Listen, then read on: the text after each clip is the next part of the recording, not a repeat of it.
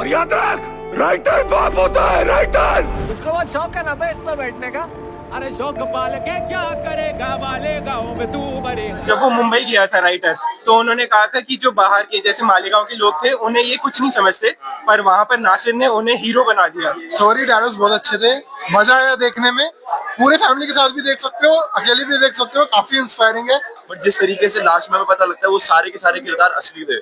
ये तो रोने आया, अच्छा था, बहुत प्यारा। मालेगांव के जब शोले बना रहे थे तो एक बजट था हमारे पास, वो बजट में काम करना था।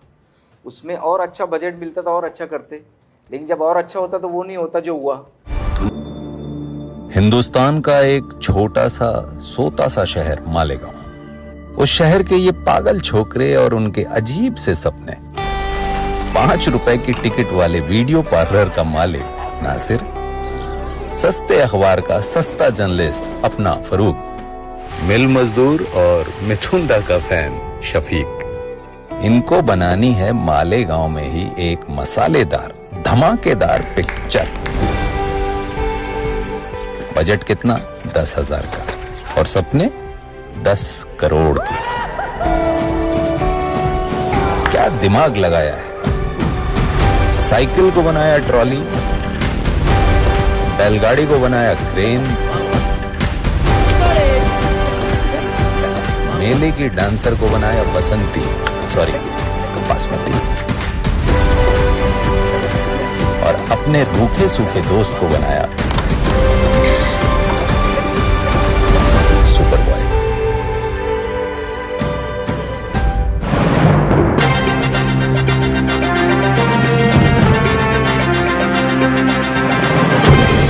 देखते रहिए the prime news Abdul Rahman के साथ। दर्शकों की आंखें कभी भीगती तो कभी वो दीवाना वार तालियां बजाते नजर आते। मौका था मुंबई में film super boys of Malegaon की स्पेशल स्क्रीनिंग का। टोरंटो फेस्टिवल में कामयाबी के झंडे गाड़ने के बाद ये फिल्म न सिर्फ हिंदुस्तान में बल्कि पूरी दुनिया में धमाका करने के लिए बिल्कुल तैयार है, जो कल यानी 28 फरवरी को आलमी सतह पर रिलीज की जा रही है।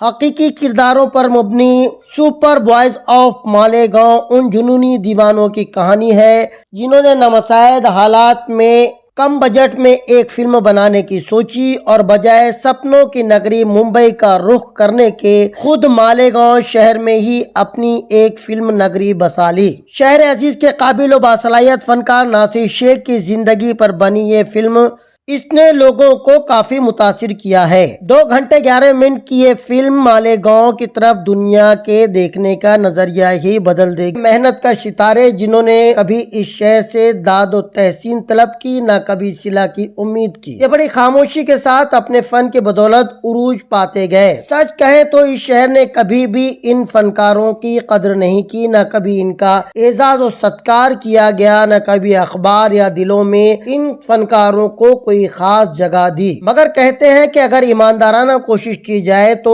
उसका फल कभी न कभी जरूर मिलता है। शहर के इन फनकारों की कद्र क्या है? द प्राइम न्यूज के लिए अब्दुल रहमान की रिपोर्ट। मालेगांव के जब शोले बना रहे थे तो एक बजट था हमारे पास, वो बजट में काम करना था।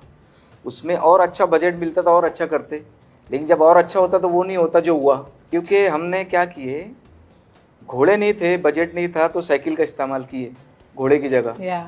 अब ट्रेन नहीं था, ट्रेन की जगह हमने बस का इस्तेमाल किया कि घोड़े वो आते। तो ऐसे हमने पैरोडी किया। गब्बर सिंह का नाम रब्बड़ सिंह रखा, बसंती का नाम बासमती। फिर हमारा जो गाना था उसमें गाने की भी पैरोडी की है। उसके अंदर हमने एक गाना था, उसमें वो जूने के दिन लूम बंद होते हैं, सबको पगार मिल जाता है, घर में भले ना हो कुछ खाने को, थिएटर तो हाउसफुल जाता है। So cool. तो मालेगांव में थिएटर हाउसफुल जाता, और वो छोटी जो गांव में हमारी फिल्म बनी और इतनी हिट हुई, और आज हमारी ये बड़े बजट की फिल्म आई, ये दुनिया में हिट हो रही। तो बहुत ज़्यादा खुशी हो रही हमको, और बहुत ज़्यादा खुशी हो रही।